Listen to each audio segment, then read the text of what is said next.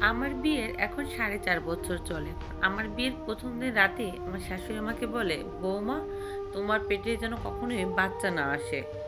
ঠিক তার কয়দিন পর, 1.5 মাস পরে আমার স্বামী বিদেশে চলে যায়। কারণ আমাদের ছিল লাভ ম্যারেজ, আমরা সম্পর্ক করে বিয়ে করি। আমি আমার স্বামীকে সবসময় বলতাম যে, দেখো, তুমি দেশে থাকো, তুমি দেশে থেকে আমরা যে অল্প রোজগার করবো আমরা সেটাই খুশি, আমি সেটাতেই আমার হবে। কিন্তু না, সে বাইরেই যাবে। প্রথম যখন সে বিদেশ যাবে তখন আমার শাশুড়ি বাচ্চা নিতে দেয়নি, বলে যে পরের বার আসুক। তারপর তারপর এখন বিয়ের 1 বছরের মাথায় তার আসার কথা ছিল। 1 বছরের কথা বলে আজকে বিয়ের 4.5 বছর পার হয়ে গেল, সে এখনো আসে না। তাকে যদি আমি যখনই বলি আজ, সে কীভাবে আসবে? কারণ তার মা, ভাই, বোনরা তাকে আসতে দেয় না। সে প্রথম বছর যখন আসতে চাইছিল তখন তার মা বলে যে, তোর বোনকে বিয়ে দেবো, তুই এখন আসলে কিভাবে কি হবে? বলে, তোর বোনকে বিয়ে দিই, তারপর তুই আসবি।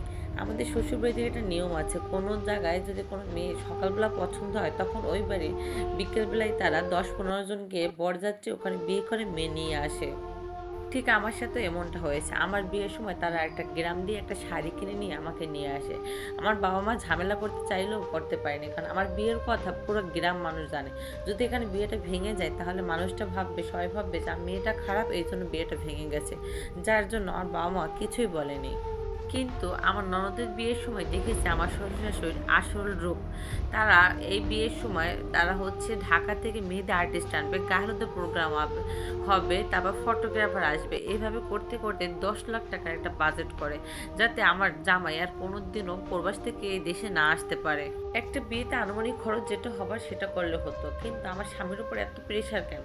যেখানে আমাকে একটা মাত্র সুতি কাপড় দিয়ে নিয়ে এসেছে।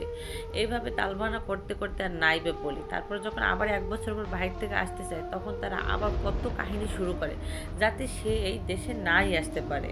তারপর 1 বছর পর আমার শাশুড়ি বলে যে ননদের বাচ্চা হবে, সেখানে বিশাল অনুষ্ঠান হবে, আমাদের বাড়ি থেকে অনেকজন মানুষ যাবে। এই জন্য আমার স্বামী থেকে 1 লাখ টাকা নিয়ে আসে। এরপর আর আমার স্বামী আর দেশে আসে না। আমি আমার স্বামীকে সবসময় বুঝাতাম, দেখো, সংসারে টাকা হিসাব করা বুঝে শুনে, এই জন্য তুমি সব দিয়ে দেবা না। কিন্তু সে আমার কথা কখনোই শুনতো না। আমার স্বামীর কাছে যদি আমার শ্বশুর শাশুড়ি 1 টাকা চেত, সে সবসময় 10 টাকা যেত।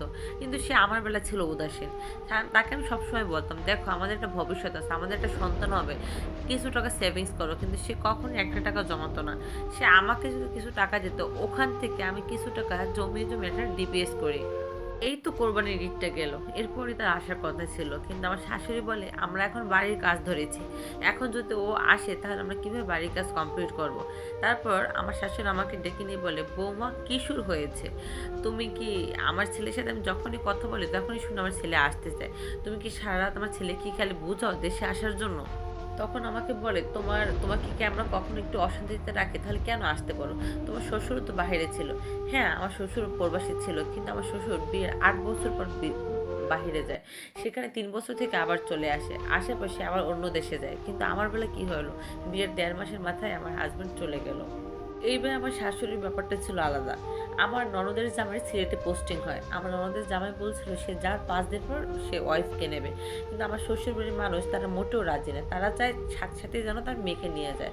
তারপর আমাদের বাসায় একটা সালিশি বসায়, বলে যে জুয়ান মেয়ে কীভাবে জামাই ছাড়া থাকবে, এটা কখনোই সম্ভব না। যদি তারা নিয়ে না যায় তাহলে যেন তাদের মেয়েকে তারা ফেরত দেয়। এভাবে করে, অথচ আমি যে আমার জামাইকে ছাড়া এতটা বছর আছি সেটা কখনোই তাদের চোখে বাজে না। তারপর তারা ডিসাইড করলো যে না, নিয়ে যাবে। তারপর আমার জামাইকে সাথে ফোন দেয় যে, বাবা, তোর বোন সিলেটে পোস্টিং হবে, ওখানে কিছু ফার্নিচার কেনার জন্য টাকা দরকার, 50,000 টাকা দিয়ে। তখন দেখলাম আমার জামাইয়ের সাথে আমার শাশুড়ি অনেক রাগারাগি হয়। সে বলে, তোমার মেয়ের সংসার আমি কেন সাজাবো আমার কষ্টে টাকা দিয়ে? এভাবে কথা কাটাকাটি করতে করতে লাস্টে দেখলাম 20 থেকে 25,000 টাকা দেয়। আমি এই ব্যাপারে আমার জামার সাথে কোনো কথাই বলিনি, কারণ হচ্ছে সে আমার কোনো কথা শোনে না। আর আমার বোঝা হয়ে গেছে যে এখন যে ঝামেলা, আমার জামাই আরও 5 বছরের দেশে আসতে পারবে না। এভাবে করে আমি সারাদিন তার সাথে এখন কথা বলি না। রাতে যখন ফোন দিলাম সে দেখলাম হাউমাউ করে অনেকক্ষণ কান্না করতেছিল। তারপর সে আমাকে বলে, দেখো, প্রবাসীদের আসলে জীবনটা অনেক কষ্টের। যতদিন টাকা দেবো ফ্যামিলিকে ততদিন তারা শান্তি, তারা চায় আমি সারা জীবন প্রবাসে থাকি। আমি আগামী 1 মাসের ভিতর দেশে আসতেছি। দেশে এসে আমি তোমাকে নিয়ে আমাদের একটা সুখের সংসার করবো ওই প্রবাসে। আমি আর দেশে আসবো না, কারণ আমি বুঝছি তাদের যদি আমি দিতে পারি তাহলে আমি তাদের কাছে ভালো, আমি যদি না দিতে পারি তাহলে তাদের কাছে আমি খারাপ। এভাবে আর কতদিন চলবে? আমারও তো একটা সংসার আছে।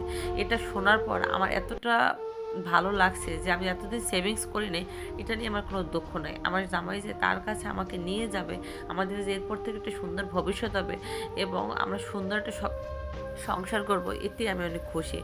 কারণ হচ্ছে প্রতিটা পর্ব সবারই বোঝা উচিত যে আসলে দিন শেষে বউ ছাড়া কেউ থাকে না। সে শুধু তোমার কথাই ভাববে, সে অট্টলিকে চায় না, সে শুধু তোমার একটু আদর ভালোবাসা চায়। কিন্তু ফ্যামিলির মানুষ শুধু তারা চাইবে টাকা আর টাকা।